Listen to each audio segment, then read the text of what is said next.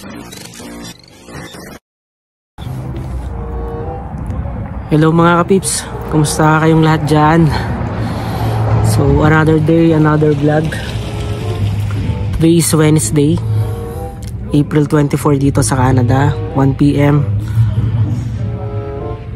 So nandito ko ngayon sa labas. Lumabas muna ako, kagala-gala muna ng kaunti. Tapos dumaan din ako ng post office kasi chinek ko kung dumating na yung calamity na allowance bigay ng Canada government dito. So wala pang laman yung aking card. So babalik na lang siguro ulit ako bukas para i-check. Tapos kanina medyo hindi maganda yung gising ko. Kasi usually daily chine-check ko talaga yung online banking ko dito. Halos araw-araw, twice or thrice chine-check ko. Kasi nga lalo na yung laman ng aking credit card kasi medyo malaki yung credit limit ko. So chine-check ko lagi yung availability, yung balance, yan. So kanina mga bandang alas 7 nagising ako para umihi. So ang ginawa ko, check ko yung mobile ko kung may nag-message pa. Yun, at the same time inopen ko yung online banking ko dito sa phone ko. Pagbukas ko, tinignan ko agad yung credit card ko, yung balance niya. Kasi usually nagpapadala ako sa misis ko, ginagamit ko yung credit card ko. Though meron siyang 2% na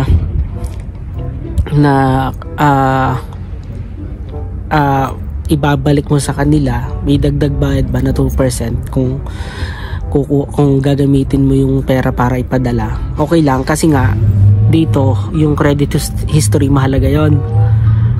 So yun yung isa sa mga aim ko, kaya karamihan ng mga purchases ko ginagamit ko is card. Tapos sa misis ko yun yung pinakahuli kong pinurchase last April 18. Pinadala ko sa asawa ko yung pera.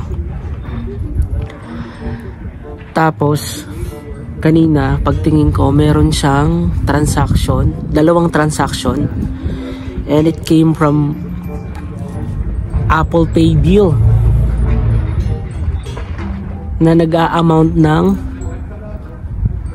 534.99 if I'm not mistaken yung dalawang transaction. So each transaction is 534.99. So kung i-convert mo sa peso yon, almost nasa 50,000 yon, nasa 46-47,000 yung amount na yon. And talagang na-shock ako. Sabi ko, wala akong pinapurchase na ganito kalaking amount since 90 days.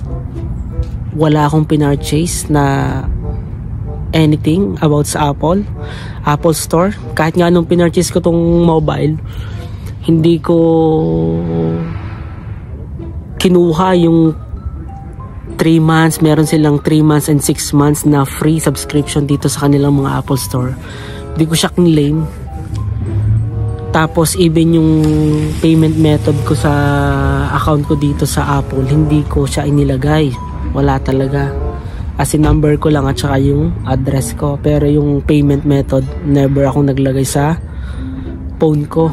Kaya nabigla ako. Tapos yung mga apps ko rin naman dito sa phone ko, wala rin naman akong pinurchase. Puro mga free yun. Tapos limited lang din talaga yung mga pinapurchase ko kasi marami nga ditong scam din sa Canada. Talagang doble ingat ka. Lalo yung mo, yung SIN number mo, yung talaga ingatan mo siya. Kasi nga mga puti pa din dito mismo yung mga mangi-scam sa'yo. So na-shock ako. Sabi ko, bakit ganong kalaki yung transaction? Tapos parehong-pareho siya ng amount, 534.99. Pareho din ng day na pinurchase. April 23. Tapos ang ginawa ko, tiningnan ko yung history. So inopen ko yung history ko dito sa phone. Tapos may nakita ko na number. Yan, ipa-flash ko dyan sa screen. Makikita nyo kung meron din kayong same situation na nangyari din ba sa inyo to. So tiningnan ko siya, tas number, tas may nakalagay na ON, parang ibig sabihin ng Ontario. So parang dun siya ginawa yung transaction sa Ontario. So tinawagan ko muna si Apple, and sabi nga nila sa akin kung meron ba akong pinurchase na anything sa kanilang mga apps or may niredeeman lang ako. Sabi ko wala, never. So chinek nila history ko, as in talagang wala. So sabi nila sa akin, tawagan ko yung financial institution ko, yung bank, kung bakit nagkaroon ako ng ganong history. Sa kanila mismo wala akong pinapurchase. So from the moment na binili ko tong phone na to, wala talaga, as in never ako nag-purchase, never ako nag-subscribe sa mga apps na may mga payment, especially may mga payment method talaga. Yun talaga yung ginawa ko. Tapos yun, pagkatapos kong kausapin and i-confirm sa kanila na wala talaga akong pinapurchase, so tinawagan ko si bank. Ayun, thanks God naman at very responsive sila. So may isa kong agent na nakausap, sinabi ko sa kanila yung nangyari na ganito. So tiningnan niya yung account ko. Sabi ko, ang laki ng pinurchase, tapos same time, same amount talaga. Wala talaga akong maalala at wala din talaga akong pinurchase, kasi makikita naman nila sa history ko kung ano mga pinagbibili ko, kasi nakalagay doon sa purchase history. Kung siya purchase items or software, ganun yung nakalagay. Hindi nga ako nag-upgrade ng gadgets ko dito. Ito lang talaga yung meron ako dito na pinaka-latest, iPhone 13. Yun lang. Tapos sabi niya, ilalak niya yung account ko. So nakalock ngayon yung card ko. Tapos bibigyan ako, i-issuehan ako ng panibagong card na may panibagong number. Tapos within 10 to 14 days ko siya marireceive dito sa aking PO Box. Sabi ko, paano yung amount na yon? Kasi ang laki nun. Nasa almost 50,000 yun. Padala ko na sa asawa ko yung, grabe. Sabi nila sa akin, bigyan ko sila ng 90 days to investigate. Titingnan nila kung ano yung reason, and kung ma-prove na talagang hindi sa akin yung purchase na yung transaction na yun, wala naman daw akong babayaran. And I'm hoping talaga na ganun talaga yung mangyari, kasi wala naman talaga. Sabi ko sa kanila, kasi usually kapag may ipapurchase ako, dapat may two-way authenticator din kasi ako, na either sa email ko or magte-text kung ano yung one-time password para ma-approve yung ipapurchase. Wala naman akong nare-receive na gano'n. Kasi diba usually kapag magpapurchase ka at lalo't kang gagamitin Miss Card, lalo't online, hingin yung tatlong number na nasa likod ng card mo. Diba yung PIN na yun yung magbe-verify talaga na pinurchase mo yung product na yun. Wala naman akong nare-receive na gano'n. As in never talaga. Simula nang dumating ako dito, walang gano'n. Pag magpapadala ako sa Macy's ko, yun talaga hihingin pa yung tatlong number, tatlong digit na nandun sa likod ng card ko para ma-aprobahan. Wala naman nangyaring gano'n. Tapos sinearch ko yung history, yung nakita ko yung purchase. Tapos nagpunta ako sa Apple community. Tiningnan ko yung mga discussions doon kung may same scenario ba na nangyari din sa kanila na ganon. And yun nga, may mga may message na ganun din daw nangyari sa kanila, na nag-purchase sila ng, pero yung amount na sa kanila hindi ganun kalaki, nasa lang $28. Yung sa akin kasi twice siya na purchase, tapos 564.99, sobrang laki nun. Tapos yung same number na meron ako na is-nurse ko doon sa Apple community, yun din yung kinuha nila, na scam yun. So yun na lang hino-hope ko na after their investigations wala akong bayaran kasi laki nun, sakit sa bulsa nun. Todo tipid nga ako dito sa gastusin kasi nga pinag-iipunan ko yung pagpunta ng mag-ina ko dito, tapos ganun lang. Though sa credit card naman siya, pero siyempre every month pag may mga pinapurchase ka, talagang every month dapat bayaran mo siya ng full. Kasi nga pag di bayaran ng full, magiging problem yon in the future. Kasi iniingatan ko rin dito yung credit score ko talaga, kaya nakakabigla na ganun yung nangyari. Pero I'm hoping for the best. Kaya nakakatakot din talagang gumamit ng card. Tapos yung merong tap, yun hindi ko rin talaga ginagawa yun, kasi once na mawala mo yung wallet mo, may patak mo kung saan ka man naglalakad, pag na-lost yun, tapos may masamang tao, yun, isang tap lang yun. Itong card na to, itong credit na to, meron siyang tap, pero yung transaction talaga, karamihan ng transaction ko doon lang talaga sa pagpapadala sa asawa ko. Hindi ako nagpa-purchase ng anything, subscription hindi rin. So sabi ko na lang sa agent na yung bagong card na ipapadala nila, wag na lang lagyan ng tap. Yun, titingnan daw nila, and antay ako ng 10 to 14 days para ma-receive.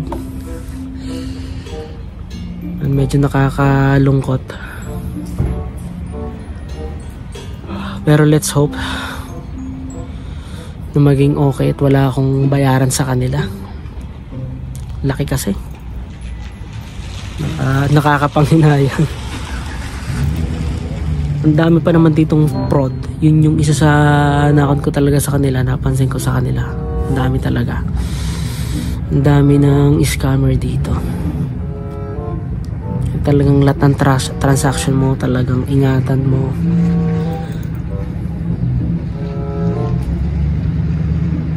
Ayun lang, na-share ko lang sa inyo. And bukas siguro balik na lang ulit ako ng post office, kasi sabi sa akin ng CRA, this April may makukuha ko sa aking calamity. May allowance sila for me, so yun na lang, babalik-balikan ko na lang siya. Ayun lang, na-share ko lang sa inyo, and maging aware din kayo, yung mga nandito rin, na mag-comment kayo kung meron din ba kayong same situation na nangyari sa inyo.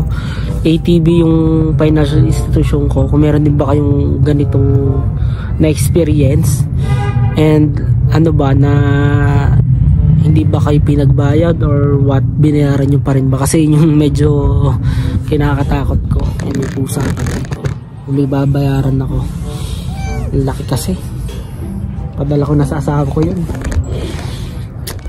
Oh my god,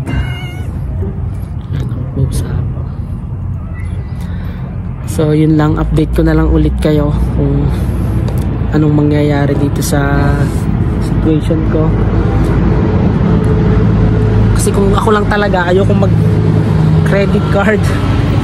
Iniwasan ko talaga ang utang, sa totoo lang. Pero kasi nga kailangan dito yung credit history mo. Kasi dito, kasi pag titiwalaan ka nila kapag may credit history ka, yun yung policy nila dito. Kaya talagang kumuha rin ako. Yun. Pero yun nga, nakakabigla na gano'n. Sabi ko nga, buti nagtira pa tong scammer na to kasi yung credit limit ko medyo malaki, nasa 4,400 kasi yun. 1,300 yung natanggal, yung nabawas nila.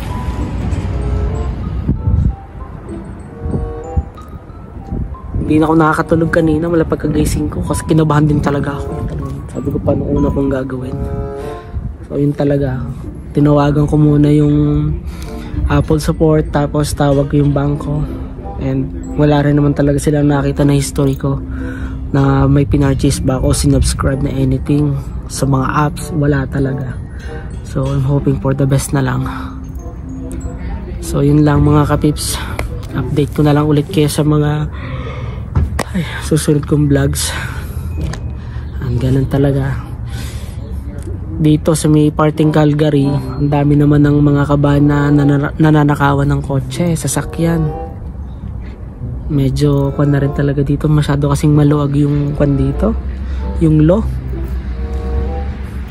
dito. Hanggat hindi nasa 1,000 yung amount na madadamage sa sasakyan mo, hindi nila pagbibigyan ng pansin. Yun, ang dami dito nawawalan na ng sasakyan eh. Yun lang yung isa sa mga downside na nakikita ko dito. Masyado silang maluwag sa lahat.